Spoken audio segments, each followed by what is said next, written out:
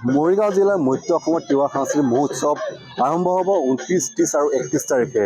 মই বৰ্তমান উপস্থিত আছোঁ যি সাংস্কৃতিক মহোৎসৱ হ'ব, তাত যি নৃত্য হ'ব, নৃত্যত আখৰাত মই বৰ্তমান উপস্থিত আছোঁ। মৰিগাঁও জিলাৰ যি নাৰায়ণ বজাৰ সিধাবাৰী অঞ্চল আছে, সিধাবাৰী অঞ্চলত যুৱক যুৱতী সকলো আহিছে আৰু এনেকৈ আখৰাত সকলো ব্যস্ত হৈছে। যি হ'বলগীয়া 29 আৰু 30, 31 তাৰিখে তিৱা সাংস্কৃতিক মহোৎসৱৰ যি নৃত্য প্ৰদৰ্শন কৰা হ'ব, বহু হাজাৰ যুৱক যুৱতীয়ে তাত অংশগ্ৰহণ কৰিব।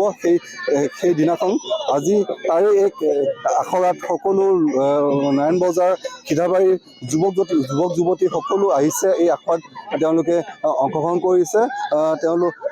আমি দেখুৱাই আছোঁ, সিধাবাৰীৰ পৰা আপোনালোক দেখাই আছোঁ। যি সাংস্কৃতিক মহোৎসৱৰ 3 দিনীয়াকৈ অনুষ্ঠিত হ'ব। তাৰ ভিতৰত অসমৰ মুখ্যমন্ত্ৰী ডক্টৰ হিমন্ত বিশ্ব শৰ্মা আহিব বুলি আমাক জনোৱা হৈছে, উপস্থিত থাকিব বুলি জনোৱা হৈছে। আৰু ইয়াত আছে কিছু তিৱা যুৱতী আছে, আমি তেওঁলোকৰ পৰা জানিবলৈ চেষ্টা কৰিম। তোমালোকৰ অনুষ্ঠান আৰম্ভ হ'ব 29, 30, 31, 3 দিনকৈ হ'ব। কেনেকুৱা আখৰা কেনেকুৱা বৰ্তমান ইয়াতে 3টা তিৱা নাচৰ আখৰা কৰা হৈছে।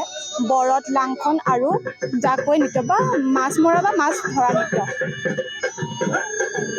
কিমান দিন হৈছে আখৰা? প্ৰায় 15 দিনমান হৈছে। উৎসাহী হৈ আছা? হয়, নাচিবলৈ বহুত উৎসাহী। প্ৰথমবাৰ হ'ব? হয়, প্ৰথম হ'ব। দেখিবলৈ পাইছে বিভিন্ন ঠাইৰ পৰা আহিছে, সিধাবাৰীৰ বিভিন্ন ঠাইৰ পৰা আহিছে যুৱক যুৱতীসকল আখৰাত তেওঁলোকে অংশগ্ৰহণ কৰিছে।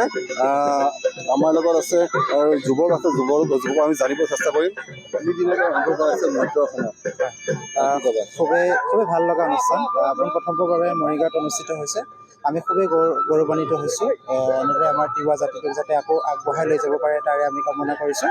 আৰু ভাল অনুষ্ঠান হ'ব এনেদৰে আশা কৰোঁ। সেয়াই নিশ্চয়কৈ মোৰ সহযোগে দেখাই আছে, দেখিবলৈ পাইছে সকলো যুৱক যুৱতী আহিছে। এনেকৈ আহি তেওঁলোকে অংশগ্ৰহণ কৰিছে আখৰাত। মধ্য অসমৰ তিৱাৰ যি সম্প্ৰদায়ৰ লোক আছে, তেওঁলোকৰ যি কলা সংস্কৃতি তেওঁলোকে এই নিদৰ্শন দাঙি ধৰিব। যি 29, 30, 31 তাৰিখে তেওঁলোকৰ হ'বলগীয়া তিৱা সাংস্কৃতিক মহোৎসৱত তেওঁলোকে যি কলা সংস্কৃতি আছে সকলো ইয়াত দাঙি ধৰিব। আমাৰ লগত আছে আৰু এগৰাকী যুৱতী আছে। কি ক'বা? উৎসাহী? বহুত ভাল লাগিছে, আনন্দিত হৈছোঁ আমি যে আমাৰ জাতিৰ ক্ষেত্ৰত এইটো হৈছে। মৰিগাঁও উচ্চতৰ মাধ্যমিক বিদ্যালয় খেলপথাৰত এই অনুষ্ঠানটো কৰা হৈছে, আমাৰ তিৱা জাতিৰ সাংস্কৃতিক মহোৎসৱ। আৰু বহুত দূৰৰ পৰাও আমাৰ তিৱা জাতিৰ মানুহবিলাক আহিব। একেলগে আমি সকলোৱে অনুষ্ঠান অংশগ্ৰহণ কৰিম আৰু বহু ধৰণৰ কলাবিলাক আৰু বহুতো আমাৰ পুৰণা সাংস্কৃতিকবিলাক তাত প্ৰদৰ্শন কৰা হ'ব।